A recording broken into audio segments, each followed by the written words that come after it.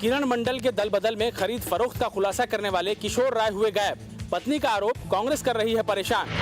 16 जून को जब किशोर राय सामने आए थे तो उन्होंने आरोप लगाया था कि कांग्रेस ने 10 करोड़ रुपए में किरण मंडल का पाला बदल करवाया और उनसे सितारगंज सीट खाली कराई। इसी के बाद देवभूमि की सियासत गर्मा गई। कांग्रेस बीजेपी आरोप प्रत्यारोप में उलझ गए। अब किशोर राय गायब हैं। उनकी पत्नी की माने तो सत्ता पक्ष के इशारे पर पुलिस उन्हें परेशान कर रही है। कांग्रेस ऐसा कदम क्यों उठा रही है, वो उनको क्यों ढूंढ रही है? जब मेरे पति किसी अच्छे काम के लिए गए, वो देश के लिए गए, तो ये गलत है, एकदम सरासर गलत है कि वो मेरे पति पे ऐसा कोई मतलब ना ढूंढे, मेरे पति पर छापा मारे। जहाँ भी है ठीक है, जब मेरे पति कोई अच्छे काम के लिए गए हैं तो उन्हें प्लीज उनके काम में वो होने दे, सफल होने दे, प्लीज उनके पीछे ना जाए। हालांकि किशोर की पत्नी ये भी कहती हैं कि वो जहां भी हैं सुरक्षित हैं। किशोर राय का बेटा भी अपनी तोतली जुबान में पुलिस से अपील कर रहा है कि उसके पिता को परेशान न किया जाए। वो अपने काम से बाहर गए और वो जहाँ भी है सुरक्षित है, हमसे बात हो पा रही है। पुलिस जंगल बाबा को नहीं ढूंढे, पुलिस जंगल बाबा को नहीं ढूंढे। अगर किशोर राय की माने कि पुलिस उन्हें तलाश कर रही है तो सवाल ये कि आखिर क्यों? क्या किशोर राय कोई अपराधी हैं? जाहिर है किशोर राय के बहाने एक बार फिर से देवभूमि की सियासत गर्म है। सितारगंज उपचुनाव हुआ दिलचस्प। प्रकाश पंत के पक्ष में माहौल बनाने में जुटी बीजेपी। होशियारी का दावा, झूठे आश्वासनों का खामियाजा भुगतेंगे बहुगुणा। सितारगंज सीट पर बीजेपी उम्मीदवार प्रकाश पंत जनता को लुभाने में जुट गए हैं। बीजेपी के नेताओं ने भी ये सीट जीतने के लिए पूरी ताकत झोंक दी है। पार्टी के बड़े नेता लगातार सितारगंज में डेरा डाले हुए हैं। दावा है कि जिस तरह से कांग्रेस अनीति की राजनीति कर रही है, उसका सबक जनता इस चुनाव में उसे सिखाएगी। यहाँ के लोगों ने हमसे कहा कि भाई ये मुख्यमंत्री ये यहाँ से गलत लड़ रहे हैं और यहाँ आप लोग कोई भारतीय जनता पार्टी से सशक्त उम्मीदवार लाइए। और इसलिए यहाँ की जनता की इच्छा अनुसार, यहाँ के सब लोगों की इच्छा अनुसार हम लोगों ने आदरणीय प्रकाश पंत जी को खड़ा किया है। और इतने दिनों में जो पिछले 5-7 दिन में यहाँ अनुभव आ रहा है, उससे ऐसा लग रहा है कि ये चुनाव कहीं भारतीय जनता पार्टी के पक्ष में एक तरफा न हो जाए, क्योंकि जो हथकंडे कांग्रेस ने अपनाए हैं, जिस ढंग से उन्होंने अपना हमारे किरण मंडल को प्रलोभन दे करके किया और जिस ढंग से ज़मीनों का लोभ दे करके काम किया है, वैसे हम लोग चुनाव आयोग में जाने वाले हैं। और ये तय मान के चलिए कि चुनाव आयोग निश्चित रूप से इसको इतनी कड़ाई से लेगा कि हो सकता है कि 8 तारीख से पहले इनको दिन में तारे न दिखाई दें। बीजेपी जीत का दावा तो कर रही है, लेकिन वो ये भूल रही है कि जिस प्रकाश पंत को उन्होंने चुनाव मैदान में उतारा है, उन्हें जनता ने उन्हीं के मैदान क्षेत्र पिथौरागढ़ में धूल चटा दी थी।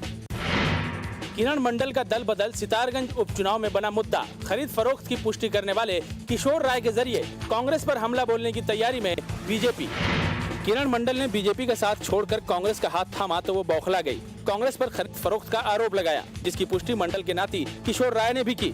अब बीजेपी किशोर राय के कंधे पर बंदूक रख कांग्रेस को जनता के दरबार में खड़ा करने की जुगत में है। उधर कांग्रेस का आरोप है कि बीजेपी ने किशोर राय को कहीं छिपा दिया है। हालांकि बीजेपी इन आरोपों को खारिज कर रही है। किशोर राय जब भी मिलेगा उसको तो हम पब्लिक में जाने का आग्रह करेंगे, निवेदन करेंगे कि जो बात आपने प्रेस के सामने कही है, ये बात आप पब्लिक में जगह जगह वहाँ पर भाषणों में कहो, उसका लाभ मिलेगा, सत्यता खुलेगी और कांग्रेस सरकार की कलई खुलेगी, इनके लोगों की कलई खुलेगी। जिस किस्म का ये जघन्य अपराध यहाँ के लोकतंत्र को डिगाने के लिए कर रहे हैं, पूरे देश के सामने बात जाएगी।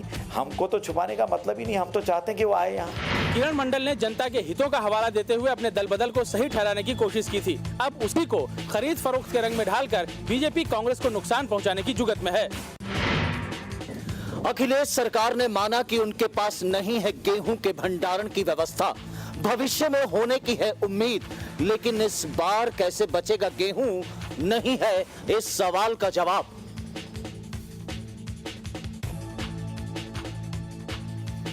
मंगलवार को बलिया और कौशाम्बी में बारिश हुई तो गेहूं खरीद को लेकर सरकार की तैयारी का सच जमाने के सामने आ गया।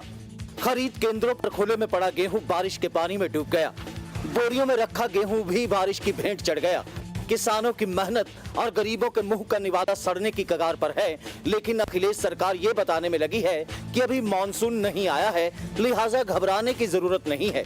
उसने ये भी माना है कि उसके पास गेहूं के भंडारण की पर्याप्त व्यवस्था नहीं है। हाँ, ये जरूर कहा कि भविष्य में ऐसा हो सके, इसके लिए कोशिश की जा रही है। हमारी सरकार ये स्वीकार करती है कि स्टोरेज के लिए हमारे पास कमी है। माननीय मुख्यमंत्री जी ने बैठक भी की है और जो विकसित देश हैं वहाँ पे बिना बोरे के अनाज रखा जाता है ग्रेन साइलोज में, तो बड़े बड़े साइलोज बने रहते हैं, एक मीनार नुमा उसमें। तो वो साइलोज पे विचार चल रहा है, एक साइलो हम खुद बनाने वाला और एक प्री फैब्रिकेटेड आता है। तो इन दोनों में तो इससे लगभग 18 लाख मीट्रिक टन का ये विभिन्न स्थानों पर साइलोज बनेंगे, जिससे हमारा स्टोरेज वाली समस्या पूरी तरीके से दूर हो जाएगी। मंत्री जी की बातों से इतना तो साफ हो गया कि इस बार हुई गेहूं की बम्पर फसल को सड़ने से बचाने का कोई ठोस इंतजाम फिलहाल सरकार के पास नहीं है। यूरोजोन को $10 बिलियन का कर्ज देने के बयान से भड़की टीम अन्ना।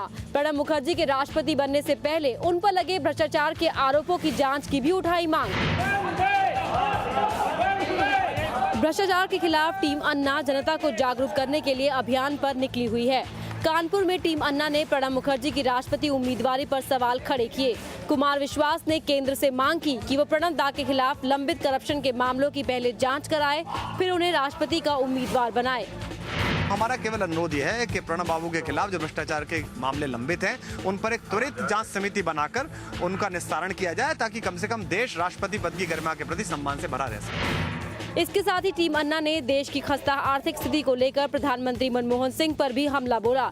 यूरोजोन को $10 बिलियन का कर्ज देने के फैसले पर टीम अन्ना ने सवाल खड़े किए। एक तरफ आप उधार ले रहे हैं, दूसरी तरफ आप उधार दे रहे हैं, ये कैसे हो सकता है? ये मैंने कल भी ट्वीट किया था कि बहुत अजीब सी बात है कि हम लोग खुद उधार ले रहे हैं, हमारे बजट में खुद घाटा है और कई स्टेट्स तो उधार मांग रहे हैं और सेंटर से और उधार दे नहीं पा रहे, तो हम कैसे उधार दे सकते हैं? टीम अन्ना खुद अंतर विरोधों से जूझ रही है। उसके कई सदस्य साथ छोड़ चुके हैं। ऐसे में केंद्र के खिलाफ उसकी ये मुहिम किसी अंजाम तक पहुंचेगी ऐसा लगता नहीं है। रायसीना की रेस में वाराणसी ने भी दिखाई भागीदारी। राष्ट्रपति चुनाव के लिए चौथी बार मैदान में उतरे नरेंद्रनाथ अडिग प्रणब मुखर्जी को देंगे टक्कर। आजकल सुबह सुबह ही नरेंद्रनाथ अडिग भगवान का आशीर्वाद लेने पहुंच जाते हैं। मकसद रायसीना की रेस जीतना है। अडिग जी 1984 से लगातार चुनाव लड़ रहे हैं। निकाय चुनाव से लेकर विधानसभा, लोकसभा और राष्ट्रपति तक का चुनाव लड़ चुके हैं। जीत भले ही नहीं मिली, लेकिन हौसला बुलंद है। अब एक बार फिर से वो राष्ट्रपति चुनाव में प्रणब मुखर्जी को टक्कर देने के लिए तैयार हैं। कुछ कहा नहीं जा सकता। मैं पूरा आशा के साथ नामांकन दाखिल किया हूँ। हो सकता है कि इस नामांकन में सारे प्रजातियों के नामांकन पत्र अवैध भी हो जाए और मेरा वैध हो जाए, तो वैध की स्थिति में मैं निर्विरोध भी निर्वाचित हो सकता हूँ। नरेंद्रनाथ अडिग खुद को आशावादी मानते हैं और पीछे मुड़कर नहीं देखते, इसलिए हर बार की हार को भुलाकर एक बार फिर वो चुनाव मैदान में हैं।